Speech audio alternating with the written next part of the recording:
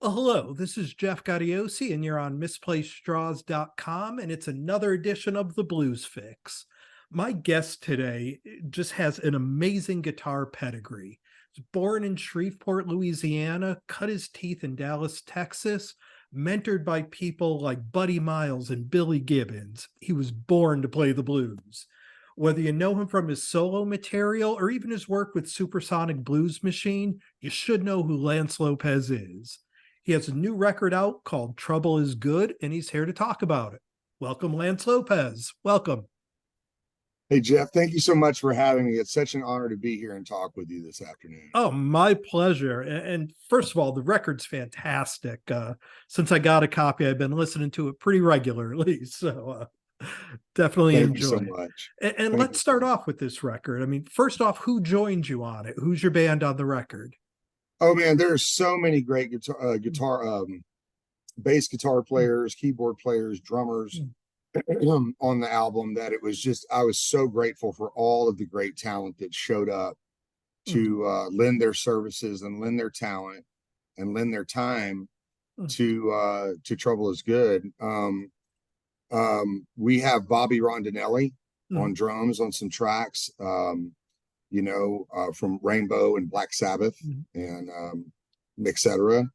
Danny Miranda on bass for Blue Oyster Cult, was also in Queen with Paul Rogers. We have Buck Johnson playing keyboards from Aerosmith and the Hollywood Vampires. We also have Peter Keys from Leonard Skinner playing keyboards. And so we also have Jurgen Carlson, formerly from Government Mule. Yeah. He was currently in Government Mule at that time, and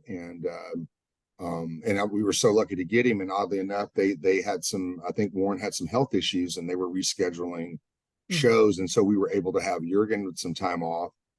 Herman Matthews from Tower Power and Stevie Wonder's band on drums on some stuff. I mean, great musicians, and then our single with Greg Bissonette playing drums. The great Greg Bissonette. I mean, on Jam with Me was absolutely stupendous. I mean, just unbelievably amazing to have Greg on the record. And he's out with my dear friend Steve Lukather with the Ringo All Stars. But it was such an honor to have such great players, and then Brian Tichy from the Dead Daisies and Whitesnake and etc. Playing drums on which it's all my favorite drummers. And John Hummel in New Jersey, who worked with Lady Gaga early on, and he's a New Jersey guy that is a friend of Brian Tichy's. We met. Joey was a mutual friend, Joey Sykes, our producer, and so John Hummel and Joey Sykes had a connection via Brian Tichy. So it was, and because we wanted this album to feature more of the rock side of the blues rock, because I'm a blues rock artist is kind of what I'm categorized in. So during the pandemic, that was kind of one of the themes was, let's make a record that features the blues rock side of our blues rock, jacket of the genre. So I wanted to call in some of my favorite guys that play rock today and present some of these blues based songs to them and see how they would translate. Well, and it's funny because that's exactly where I was going to go. This record has a different feel than a lot of your others. It's definitely a little more in the rock category than the blues. So it makes sense when you hear of guys like Bobby Rondinelli and Brian Tichy on it. What was it that sort of led you to want to do something a little more in the rock vein than what you're usually known for? I think the pandemic, I think, going through COVID, I think, and we had kind of explored some of that in the last couple of albums and some of the last material I did. And like the title track of my last album, Tell the Truth, was definitely had a heavy influence of more of my translation of like the influence that Leslie West had on me, and that kind of vibe and that kind of approach. So I was already kind of trying to shift that direction. And I think that during the pandemic, and then also working with Joey Sykes, Joey Sykes coming in to produce the record, which we started working together on my last record, Tell the Truth, and the 2 Supersonic Blues Machine albums. And he kind of came in during the time that I joined Supersonic Blues Machine, and we formed that band. Joey and I began a relationship working together through the producer Fabrizio Grassi. Once that era kind of ended and I landed in Nashville, Joey said, let's me and you make the record. I'll produce it. We have all these songs left over from the last albums, and we've been working on songs.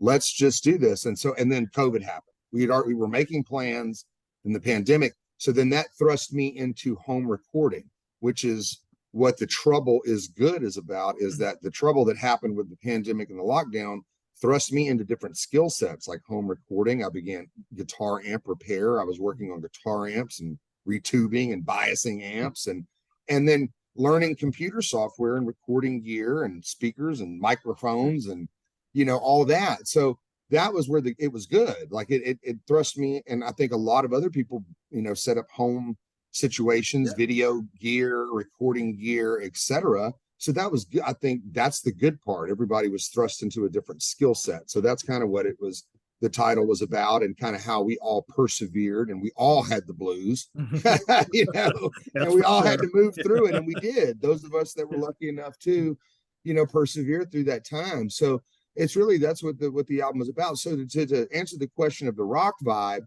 was that's just where it was naturally coming from Joey and I. I mean, Joey's buddies with, all the guys in the Hollywood Vampires, which brought in Buck Johnson, their keyboard player.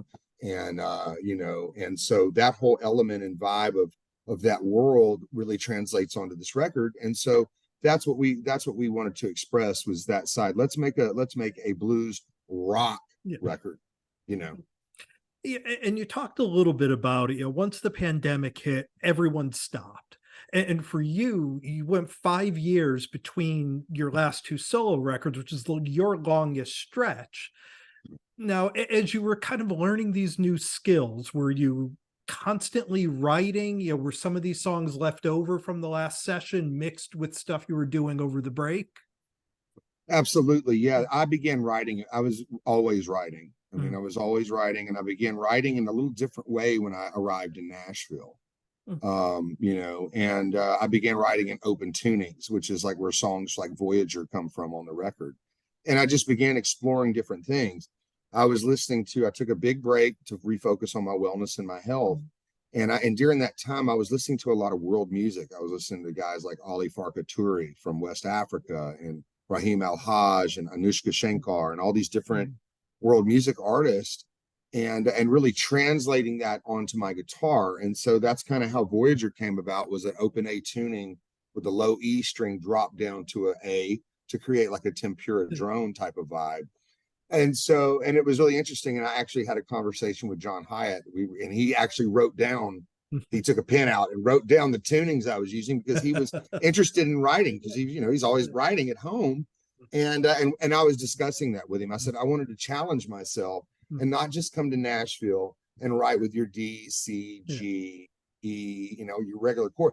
I wanted to tune the guitar differently and explore different things in different music and different vibes and elements. And then that's still going to go through a blues filter, and within me. So that's what was interesting about the writing process here.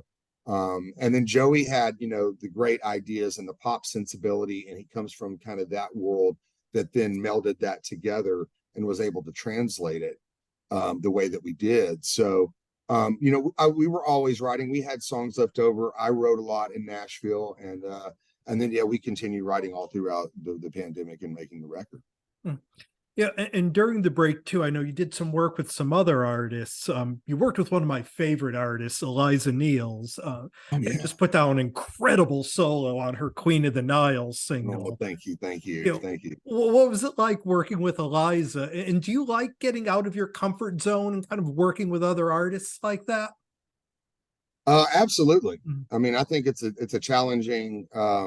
It's always a challenging thing for me as a musician, as far as knowing the vibe of an artist and knowing what they want and what they need out of a guitar player. I think that's one of the greatest roles of doing that. And how do I make the artist better? How do I support the artist and give them what they want and need, while embellishing them, Yeah. you know, and that's the role. And I love to play that role. And I'm in a couple different other bands, and I like to be a guitar player. Mm. You know, I still like to be a guitar. I love being an artist. I love fronting my band, but I also love being a guitarist for other artists, and especially sessions. I do sessions here at home, and have done a lot in Nashville and in LA. And, you know, so, but working with Eliza was amazing, you know, walking in and feeling her energy and vibe and the energy of the musicians in the room. You know, it's always such a great thing, especially when everyone can track together. And I think that's one of the benefits of Eliza's record, for example, was that we were all in the room together, recording that. And a funny story about that was we came in to cut Queen of the Nile, and we were doing the pass through the song, and then I thought we were rehearsing it, and then we stopped and went, okay, now I'm ready to do it. And they go, no, we got it. And I went, wait a minute, wait. Yeah, I said, let's do it again. I wasn't ready. And they go, no, man, we have it. And I was like, wait, what? So that was what was so great about Queen of the Nile. You know, I didn't know that they were recording, and we were all in a live band situation, all sitting in a circle playing together.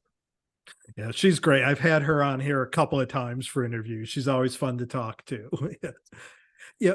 And I mentioned your time with Buddy Miles, and, you know, Buddy's a guy that, you know, he knows a good guitar player when he hears one. What did you learn from playing with somebody like Buddy? So much.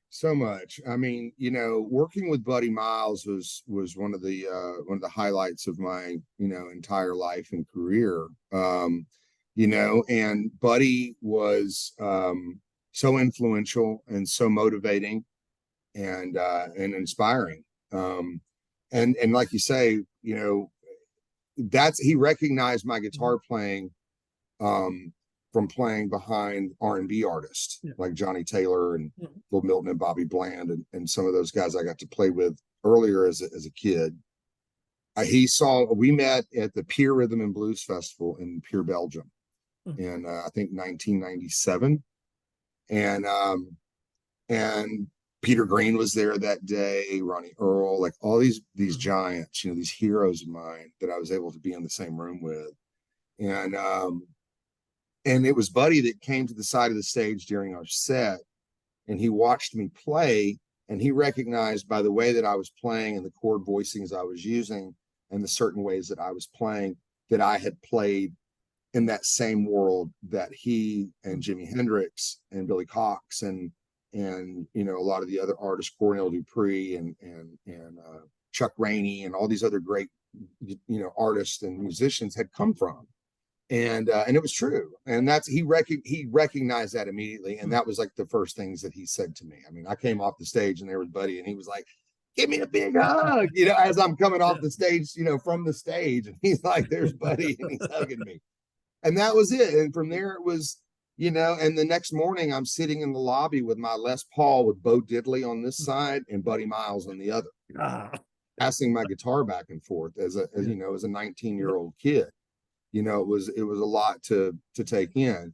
So, and then the next thing you know, Buddy was back. He was in Texas. He was living in Fort Worth, and he had a house there we called the Byers House because it was on Byers Avenue, Byers. And there was a full back line set up in the living room. There was a drum kit, Marshalls, Fender Twins. And I'll tell you, Jeff, we wrote so much music and so many riffs. I mean, we jammed for days on end that I still use riffs and stuff that I've gotten from those times on every album I've ever done. Like even today, like, you know, I still have stuff from that I could record. You know, we wrote and recorded so much. There were times we would just sit in the bedroom with a Fender Twin, and he would play bass. We would both be plugged into it, and he'd be playing bass and I would be playing guitar, and we were just writing riffs. We were just writing riffs continuously. And so I really cherish those moments. I mean, you know, Buddy introduced me to Prince. I mean, he introduced me to so many great artists that, you know, I would have never met or come into contact with probably without Buddy Miles. So, you know, highly influential. We had a lot of ups and downs, but in the end, you know, he loved me and I loved him. And you know, and I was actually one of the last people to speak to him. So I was very grateful for that. And you know, it was such an honor and a privilege. And you know, when I listened to those Band of Gypsies recordings, and I listened to all the work he did with Carlos Santana and McLaughlin and all the great Mike Bloomfield, more especially all the stuff that I listened to from that, all the people that he worked with, it resonates so well with me now, just knowing the backside of the influence of all of it, and how it was all done. And it really helped me as an artist moving forward to then approach my career, and how I produce music, and how I put bands together, and how I work. So it really, musically, that was a lot of what I learned from that era. So I was very grateful for it. It was an amazing experience and great education. Yeah, and it's funny because one thing I've always admired and found interesting about just artists in the blues is that the prior generation always looks to help and mentor the younger guys coming up. Whether it's people like Buddy or Billy Gibbons or Johnny Taylor with you, there never seems to be that thing of like, oh, that's competition. We can't let the new guy in. With the blues, it's always like, come on, young one. And, it seems everybody gets that mentor that brings them out. And you don't see that in other music. It's something that's really part of the blues. Everyone cares more about moving the genre forward than the competition coming up. It's interesting. That's an interesting Yeah. perspective. Yeah, I think it's an American heritage legacy. Mhm. It's an heritage of our culture. And as I got older, and as I realized, where I was born and where I lived, and kind of what I was in my environment. And like I said, looking up one day, and I was in Texas with all of the great guitar players, like for instance, going to see Stevie Ray Vaughan, and I didn't even know who he was. He just came out on stage, and everybody had SRV t-shirts, and I didn't even know what it meant. And then I was just like, whoa, like, just it, because I was in the environment, and just what a blessing. And so I feel like, our heritage piece is so strongly connected to our culture, that I think it is that thing, and it is the root of rock and roll. Yeah. It's what rock and roll kind of transposed into being, way back in the early days. So it definitely is. And I think that was a lot of what we experienced just from the older artists, that I was able to be around and be mentored by, like you said, from those previous generations. And once I know for myself, when I displayed the fervor and the passion to learn and want the information, that's what I wanted, because I knew that I would have to pass that information forward, and I would have to carry that legacy on. And that was the important part of it, of not just being about me and my career, and and just all about me. It was about learning to pass the information forward to the younger artists, just as those artists had done for us. I mean, I had a conversation with somebody earlier today that, had Lucky Peterson not featured me on those giant stages in Europe, it was like, would my name have had a foothold over there when it did? He featured me, working with Johnny Winter, working with Billy Gibbons, working with these guys where it was, and even being in the presence of Jeff Beck and other great artists, it was, the information of the history, because I wanted to see, am I applying it right to my career and my music and my life, and take bits and pieces of the different artists that and apply that to what I do, and then share that with a young artist and say, well, he does this and he does that, and maybe I feel like you should probably do this, and be able to advise and mentor in a way like that. And some of the younger artists that I've been able to work with were, Kingfish Ingram, Ali Venable, these young She's artists amazing. that have gone on to be phenomenal artists, that I was so grateful to be a part of their early lives and early career, that, it's that's the monumental gift for me. Yeah, Is I to saw that. Allie open up for Kenny Wayne Shepherd a year or two back, and she blew me away. I couldn't believe how good she was when she started ripping into it. Now, It was such a pleasure to work with her, and to see her work ethic, and how hard she worked. And that's so adulating as an instructor, and as a teacher and as a mentor. It's not just her parents, you know, giving her another, scheduled, thing on her curriculum, another activity for her to do after school. This was a child that knew what she wanted to do. like much like I had the passion the same way. So that's why it was so exciting as an instructor to then, be able to pass that information forward, and be able to then for her to grab it and translate it in her own way. And that was what was amazing about working with her. Absolutely. Yeah, and getting back to Trouble is Good. Tell me a little bit about your live band and hitting the road. I assume you guys will be playing some of these songs live soon. Absolutely. We're Yeah. going out. We've got a pretty good schedule for September. Labor Day, we're going to start in Florida around Labor Day weekend. We've got some dates over the next couple of months. One date in particular that we are planning for is we're planning an event at the Gibson Garage in Nashville sometime in August. We don't have a date yet. We probably will in the next couple of days. I wish I would have had one for you today, but we are working with Gibson Guitars here in Nashville. We're so very honored to be a part of such an amazing brand and company, and have been for years. My main guitars are a Firebird and a Les Paul.